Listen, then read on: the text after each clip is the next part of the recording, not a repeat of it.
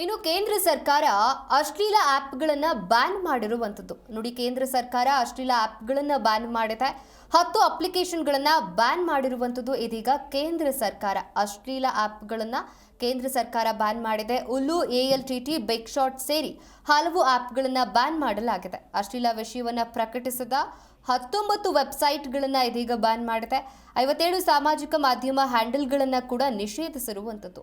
ಅಶ್ಲೀಲ ಮತ್ತು ಲೈಂಗಿಕ ವಿಷಯಗಳ ಸ್ಟ್ರೀಮಿಂಗ್ ಬಗ್ಗೆ ಕಳವಳ ವ್ಯಕ್ತಪಡಿಸಿರುವಂತಹ ಕೇಂದ್ರ ಸರ್ಕಾರ ಉಲು, ALTT, ಡೆಸಫಿಕ್ಸ್, ಬಿಗ್ ಶಾಟ್ಸ್ ಸೇರಿ ಹಲವಾರು ಜನಪ್ರಿಯ ಸ್ಟ್ರೀಮಿಂಗ್ ಅಪ್ಲಿಕೇಶನ್ಗಳನ್ನು ನಿಷೇಧಿಸಿದೆ. ಇನ್ನು ಈ ವೇದಿಕೆಗಳು ಸಾಫ್ಟ್ ಪೋರ್ನ್ ಎಂದು ವಿವರಿಸಿದ ವಿಷಯವನ್ನು ಹೋಸ್ಟ್ ಮಾಡುವುದು ಮತ್ತು ವಿತರಿಸುವುದು ಕಂಡುಬಂದ ನಂತರ ಈ ನಿರ್ಧಾರವನ್ನು ತೆಗೆದುಕೊಳ್ಳಲಾಗಿದೆ. ಇದು ದೇಶದ IT ನಿಯಮಗಳು ಮತ್ತು ಅಸ್ತಿತ್ವದಲ್ಲಿರುವಂತಹ ವಿಚಾರಗಳಿಗೆ ಸಂಬಂಧಿಸಿದ ಕಾನೂನುಗಳನ್ನು ಉಲ್ಲಂಘಿಸುತ್ತೆ.